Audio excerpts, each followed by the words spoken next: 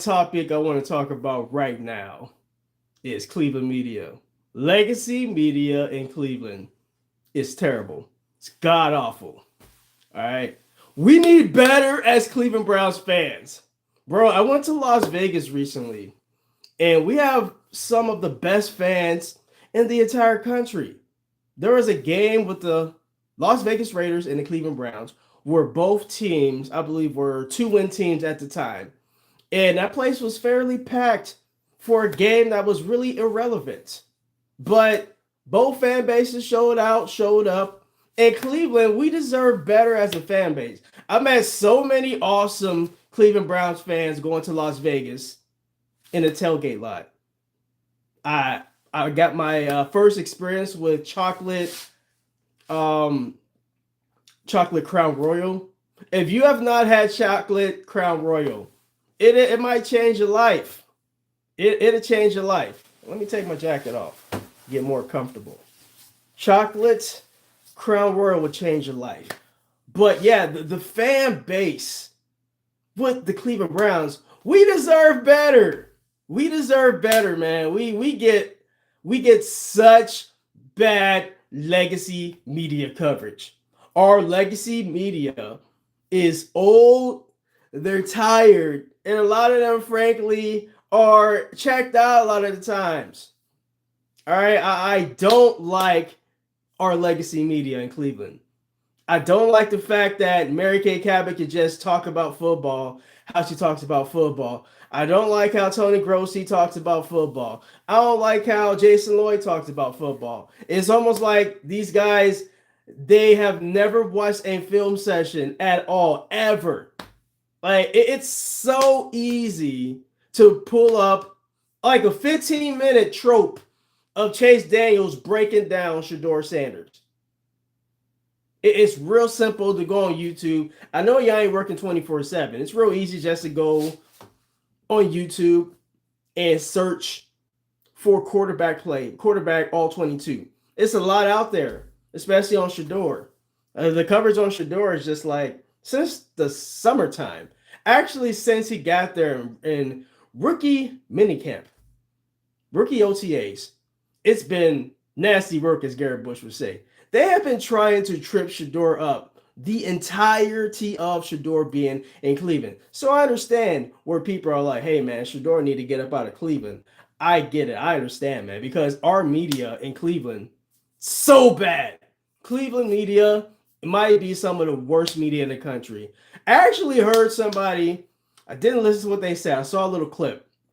This morning, they were trying to say that since Shador, who was told by Tommy Rees, hey, I want you just to check it down and I want you to get completions this game. The narrative by some jokers on ESPN Cleveland was, hey, Shador, all he does is check down now. That is crazy.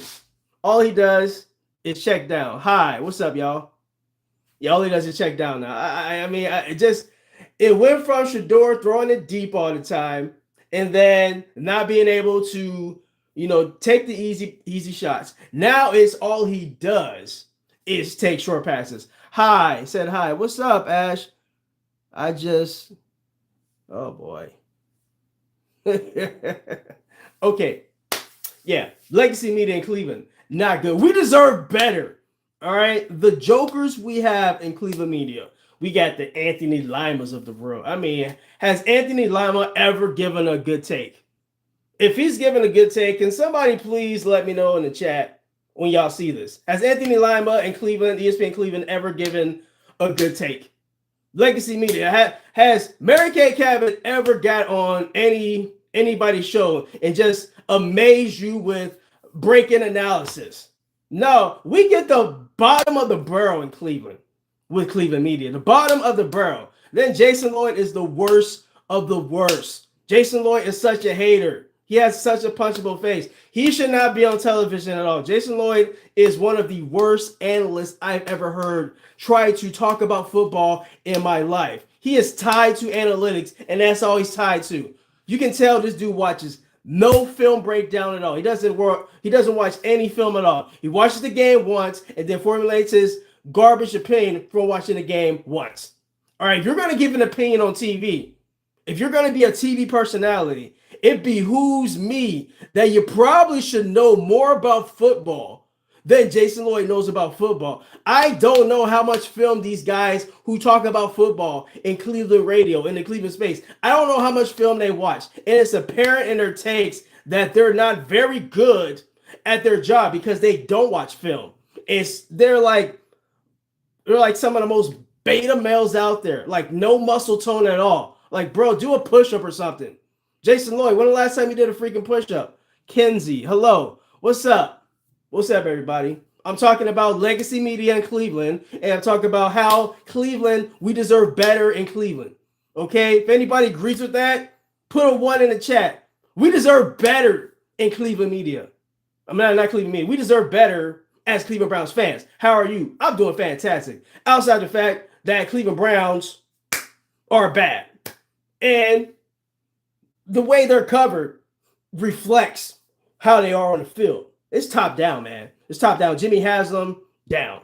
It's just like, we deserve better as fans. We deserve better as a fan base. We deserve really good people that talk about the Browns, that actually love the Browns. Because if you go to just one tailgate, if you go to the Muni Lot, I'm not in Ohio now, I'm in Northern California. But if you're in Cleveland, you're in Northeast Ohio, just go one time to the Muni Lot or go to an away game where a lot of Browns fans congregate. It's so many Browns fans that are just diehard fans that go to all the games, and the way legacy media covers the Browns does not reflect how the fan base is in Cleveland. We have one of the best fan bases in the league. You know who they're better than my team, the Raiders. Yeah, I mean, Raiders. Speaking of the Raiders, very hospitable host with Allegiant Stadium. Allegiant Stadium, if you have not been to Allegiant Stadium is pretty badass. It's the best stadium in the NFL. It's amazing. All the amenities are awesome. It's a great place to watch a football game. Great environment. If you have not been to Allegiant Stadium, if your team plays there, hopefully it's the Cleveland Browns. We're not going to be playing there for quite some time, but whenever the Cleveland Browns play again in Las Vegas, y'all need to make that trip to Vegas. Book your flight, book your ticket early on. You need to make that pilgrimage out to Vegas because Allegiant Stadium is awesome. But let me get back to legacy media in Cleveland. We deserve better representation. We deserve better representation. I mean, Jason Lloyd, if anybody watches the Ultimate Cleveland Sports Show, he got on there. What's up, Victoria? What's up? He got on there and pretty much said, because of EPA, Shedeur Sanders is the worst quarterback. And he insinuated that Johnny Manziel and Jamarcus Russell was better than Shedeur based on EPA. All right, and EPA is just an analytical stat. I mean, I'm not going to dive deep into what EPA is. But the fact is, when you use just one stat as your stat, that's your only stat, with nothing really to substantiate your claim, I'm gonna lose my mind. But I'm gonna lose all respect I have for Jason Lloyd. I mean, it's clear and apparent that he does not like Shedeur. It's clear and apparent that Tony Grossi does not like Shedeur. It's plain and apparent that Mary Kay Cabot acts like she likes Shedeur. She has a lot of backhanded compliments. The only real prominent figure in Cleveland media that really rocks with Shedeur is Tony Rizzo, that I've noticed. Ken Carman, he's been kind of going back and forth. Gerald Ryder, he's kind of like wishy-washy too. Anthony Lima, terrible. Shedeur is better than JJ McCarthy, Benji Lowe. But yeah, let's JJ McCarthy. Let's talk about the way that JJ McCarthy. He's what was he picked 9th overall in the draft 2 years ago? So he gets this long runway, and he's been cheeks in the NFL. He's been cheeks. Zach Wilson, he got 32 starts. He was cheeks in the NFL.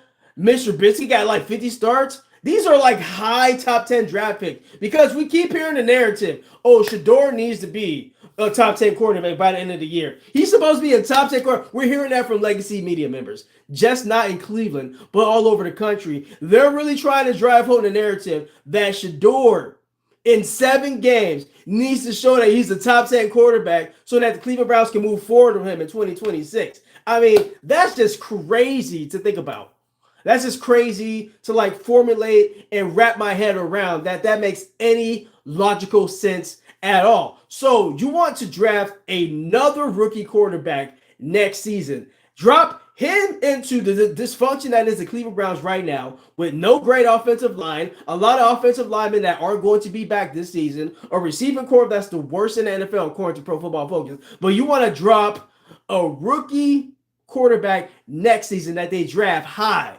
They want to bring in Fernando Mendoza or they want to bring in Dante Moore because they feel like they're the savior in Cleveland football. If you think they're the savior in Cleveland football, then yeah, bring them in. I don't think there's a quarterback in this year's draft that can come in and deal with the dysfunction as well as Shedeur Sanders has done this year. Shedeur Sanders, given everything that has been put at his feet, considering he was QB4, considering the offensive line is terrible, considering he got literally a wrong play sheet in a game, he has played admirably. Has he played like fantastic where you should just be like, yeah, he's definitely the franchise guy? No, but he's shown that he, from game 1, when he got it against Baltimore, and he looked like a deer in the headlight, from that point on to the game that he just faced, he has shown vast improvement, and that's what you want. Wasn't I told by the same legacy media trying to get Shedeur out of Cleveland that the Browns viewed him as a developmental quarterback? Wasn't that the story that we were told all this time by people like Mary Kay Cabot, Tony Grossi? Weren't we told that? Now all of a sudden you wanna backpedal and you wanna get away from that? What happened to developing Shedeur? What happened to that? All of a sudden you're like, whoa, we haven't seen enough in 5 games. What do you mean you haven't seen enough in 5 games? I saw Jackson Dart throw for 33 yards. I saw JJ McCarthy look painfully average, actually mediocre for as high as draft capital as the Minnesota Vikings placed upon JJ McCarthy. And there are so many examples of quarterbacks that got picked top 5 that are bad in the last 5 years. Zach Wilson, Trey Lance. I'm not even sure about Bryce Young, but Bryce Young has at least shown that he's capable of throwing for 300 yards. All right, Benji. Yeah, and if the rookie doesn't do good, it's just a cycle. Exactly. The Cleveland Browns are in a perpetual loop. They're in a loop where they're like, they play bad. We need to get another quarterback. We play bad again. Need to get another quarterback. It's like, if you don't take a chance on a quarterback at some point and try to develop one quarterback to see if he's the guy, instead of trying to bring in somebody new every year, you're not gaining any continuity. I have not heard anybody in legacy media say, hey, we need to rally behind Shedeur because for continuity's sake. You know why the Pittsburgh Steelers are good every year with Mike Tomlin? Now, they might have not won any playoff games in quite some time with Mike Tomlin, but you know why they're good? Continuity. You need continuity. You know what the Steelers are. You know what their identity is. Even though I loathe the Pittsburgh Steelers, I respect those guys, though. Those guys are good every year because Mike Tomlin sets the precedent. This is how it is. This is Pittsburgh Steelers culture, and that's just how it is. Cleveland has zero culture. They don't have any culture with Kevin Stefanski. And legacy media, they're really disappointing me because a lot of them are really trying to make the excuse for Kevin Stefanski to come back next season. Why? And they're talking about Kevin Stefanski. Tell me if you heard this. They said Kevin Stefanski just needs to get his quarterback. Wasn't Kevin's guy Dylan Gabriel? Weren't they telling us, these members of legacy media, they were telling us all summer long that Dylan Gabriel is a superhuman processor. Tell me where have you heard that. If you heard that all summer long, please put a 1 in the chat. All right, put a 1 in the chat if you heard from multiple Cleveland media sources that he's a super processing computer. I mean, the ineptitude of the Cleveland Browns knows no bounds. And it's just reflective on who covers the team.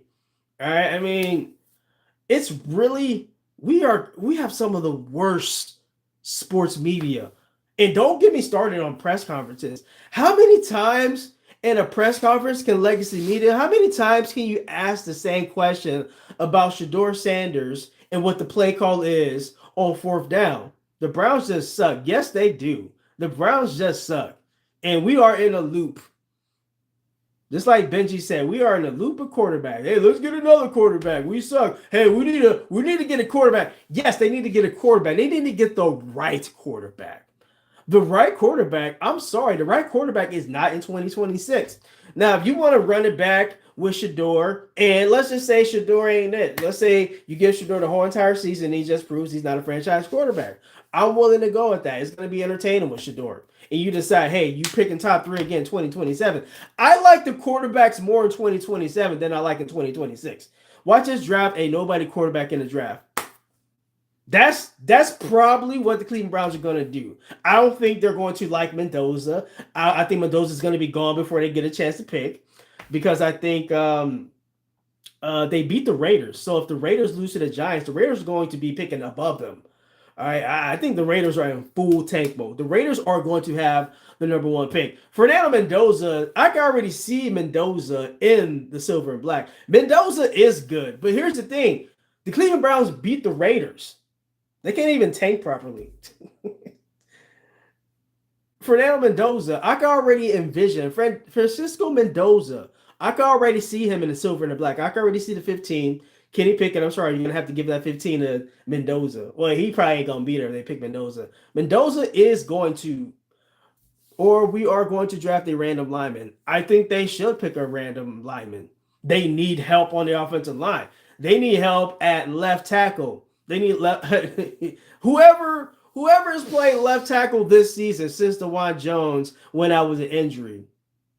I mean, it was a 4th and 2 play. It was 5 minutes left in the game. The Cleveland Browns were down 23-20. And I heard people like, Shedeur needs to get the ball out. All right. Let me rush you. And you have less than 1.2 or 3 seconds to make a decision. You're probably not going to make a good decision. That's the amount of time that Rousseau beat Robinson. He was on Shedeur. Shedeur saw it late. He was trying to escape the pocket to the right. Rousseau got him. He like, you ain't that fast, boy. Bro, freaking injuries killing him. Injuries have piled up. But that just points to a culture of the Cleveland Browns being soft. They have been so soft under Kevin Stefanski. It seems like they have more injuries than normal, than the average NFL team. I'm just saying, man.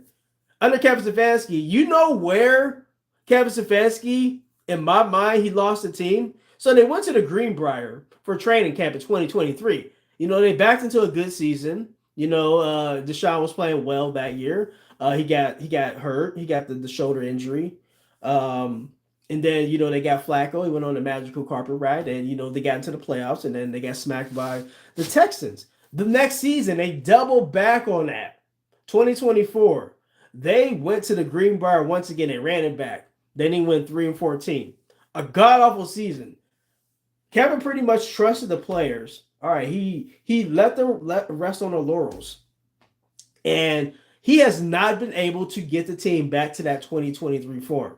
All right? They have been bad since the beginning of 2024, almost to the end of 2025. Kevin Stefanski is what, 6-26 now as a head coach in the last 32 games. Hold up, it'd be 34 games in 2 seasons. So yeah, he's 6-26. If they lose out, Kevin Stefanski will be 6-28 in his last 34 games. That'd be 2 full seasons.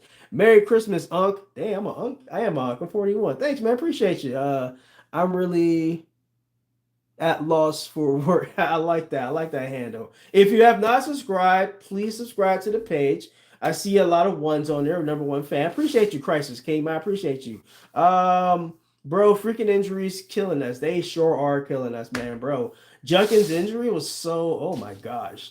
I don't even want to rewatch it. I saw it once. I'm like, ugh. Nasty work, as Garrett Bush would say. It was pretty. It was up there with the Nick Chubb injury. It had a pit in my stomach. I'm like, oh man, it's just, whew. You can hear the groans, and they cut away. But Monday Night Football, oh my goodness, they went back and showed the replay, and then you can hear the pain of Nick Chubb shredding his knee on the telecast, and then replayed it again. I'm like, bro, tell somebody, tell Joe Buck and Troy Aikman, this is not it, bro. We don't need to hear that, man. It was really sad to hear that. And Nick Chubb has not been the same back since. Yo, Shador is better than Cam Ward, the number one pick. Considering everything that has transpired this season. Now, Cam Ward balling. Cam Ward balling, but it took him, what, the 15th and 16th game of the year to be balling? Well, 14th and 15th game to be balling. He's had 4 touchdowns, 0 picks the last 2 games, but he's had the entire season as a runway to get to that point where it's like, yeah, Cam Ward could be the guy. But people are trying to make the assessment of Shador Sanders in 5 starts that he isn't the guy. Yo, speaking of that, I'm glad you brought that up, Benji. Yo, Shador is better than Cam Ward, the number one pick. Did y'all see Jackson Dart throw for 33 yards the other day? What's the discourse been around that? Have people really gone ham on Jackson Dart? I'm just saying, people ain't really going at Jackson Dart all like that. Can you imagine if Shador threw for 33 yards? It can't work and throw for 33 yards. I don't think he's going to get blasted or lambasted like Shador would if Shador threw for 33 yards. Can you imagine the discourse? What people would say if Shador threw for 33 yards? It's like, bro, that would lead every sports program. They'll be like, well, that's why he was a 5th round pick. You know what? Well, I don't like him wearing his headphones. He made Brian Daboll mad. He made him feel like less of a man. Made him feel like a bitch because that's what he is. He's a fat bitch at that. But yeah, I think Shador, everything considered, yeah, he's been better than Cam Ward. Jackson Dart is tough, though. I'll give him that. He's a little crazy, though. I don't know if I like that in my quarterback. He got a little bit of recklessness in him. And I don't know how long that's going to last in the NFL. Bro, he's already had a couple concussions. Like, bro, we see what Denzel Ward, if you have too many concussions, that is drastically going to affect everything else. I think because Denzel Ward gets so many concussions, I think that affects the rest of your body. If you don't think that your brain and having brain injuries doesn't mess with the functionality of everything else in your body, then you are kidding yourself, because your brain is a nervous system for your body. It's pretty much the electricity for your body. And if your brain is not firing on all cylinders because you're getting concussions, it's going to affect everything else, and you're probably going to be more prone to injuries. If you notice, Denzel Ward is injury prone because of its concussions. Give these young guys a few years. QB criticism is ridiculous. All the greats started slow. Peyton Manning threw for 28 interceptions his first season, but that's when they actually allow quarterbacks to trial and error. They actually allow quarterbacks to learn on the fly. Tom Brady didn't do good at the start. No, he did not. Actually, that's not true. Tom Brady, he did pretty well when he hopped in for Drew Bledsoe. He actually, in his third start, because he was on a stat line with Shador Sanders, in his third start, he threw for exactly 364 yards because they were saying Shador threw for 364 in his third start, just like Tom Brady. Tom Brady didn't start. Yeah, Tom Brady did not start right away. Tom Brady got into the fold. Was it his rookie year? I don't know if it was his rookie year or not. Somebody let me know. Was that his rookie year? I know Drew Bledsoe got hurt, and then Tom Brady came in. I don't know if that was his rookie year or not. Peyton was the awful one. Peyton was bad in his rookie season. 28 interceptions. And people are like, all right, Shador, 6 touchdowns, 8 interceptions. I'm not saying that's fantastic.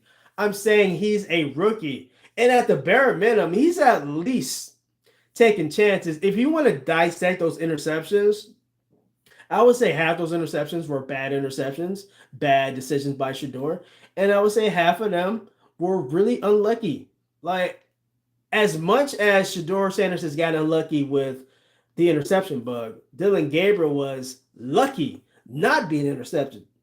He had so many turnover-worthy throws when he was a quarterback. I was surprised Dillon Gabriel only ended up with 2 interceptions. If you watch Dylan Gabriel, and I watched him very closely and intently. He probably could have ended up with 8 interceptions, just like Shador has through 5 starts. I'm just saying he was very fortunate he didn't get picked off at the rate Shador is getting picked off. Yeah, Drew Brees had 221 yards in his first season. He didn't start either, I don't think. Drew Brees, he was, I believe his rookie season, it was him and, wasn't it Philip Rivers that was starting above him with the Chargers, and they traded him away for to the Saints. Yeah, Philip. Imagine that quarterback room. That's like 120,000 yards passing all time. Philip Rivers and Drew Brees in the same quarterback room. Man, that's tough. And they had LaDainian Tomlinson and Junior Seau. Man, that's a heck of a team right there. And they had Marty Schottenheimer. They should have won a Super Bowl with that, man. They should have. I'm shocked the Chargers back then. The San Diego Superchargers did not win a Super Bowl with the talent collection they had. Antonio Gates, bro, they had talent everywhere. They just was not able to put it all together.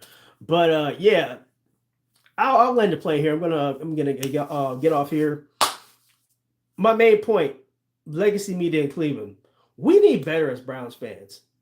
We are some of the best fans, if not the best fan base in the entire country, and we deserve better. We should be getting better from our legacy media. Our legacy media, it seems like they want to pit everybody at each other more so than actually, trying to work with the players. That's why they don't really trust them. All right, I'll read this one comment and I'm going to get out of here. Throwing is the hard in this league. Developing good habits is important, but fans and coaches don't want development. They want instant Hall of Famers. This has dropped quarterback play. Man, quarterback play has dropped drastically in the NFL in the past few years because it's like they ain't really developing quarterbacks. They just throwing quarterbacks out there and just throwing them to the wolves. And that's why Shador, I mean, he needs to be developed more. And I've seen enough in his starts that he's worth developing around. Oakland Raiders were different. Yeah, they were. But I'm gonna leave it there, man. Appreciate y'all. Appreciate the love. It was a good chat, but it's Christmas Eve. I got a lot of stuff to do. I just want to hop on real quick. I wasn't planning on hopping on live, but yeah, I'm gonna hop on live probably more often. I like this back and forth. I enjoyed it. If you have not subscribed, subscribe to me, KSK Sports. I was over on Meta. They demonetized me over here, so now I'm doing my thing over here. I'm trying to get to 1,000 subs over here, get monetized so I can talk spicy to everybody. Merry Christmas. Thank you. Happy holidays, John. Merry Christmas. Benji, if you're not subscribed, subscribe to your boy. All right, man. Merry Christmas. Peace.